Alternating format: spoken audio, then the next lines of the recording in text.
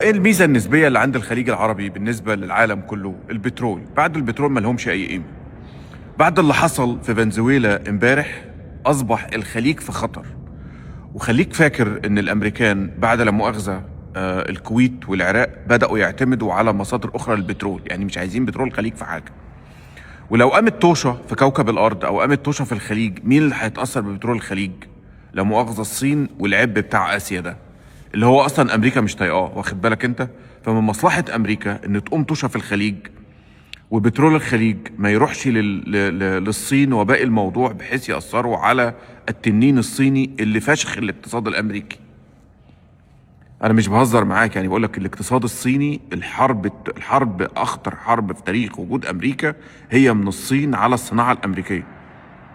الرجاله بتوع امريكا حولوا كل المصانع عشان يستخدموا العماله الرخيصه في الصين، لحد ما الصين فشخت امريكا. طب ده معناه ايه يا معلم؟ ده معناه ان انا بقول لك اقلق على الخليج العربي، اقلق بشكل مبالغ فيه على الخليج العربي، لانه في حرب امريكا. دي حرب وجوديه على فكره. لو انت فرحان بشويه مليارات عند الخليج، ولا حاجه بالنسبه لامريكا.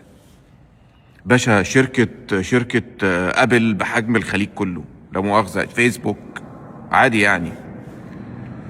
ففي تغيرات كبيرة هتحصل في المنطقة. أنا بقول لك في تغيرات كتيرة هتحصل في المنطقة. أنا لا مع حد ولا ضد حد، ولا هقول لك السعودية ولا الإمارات ولا الكويت.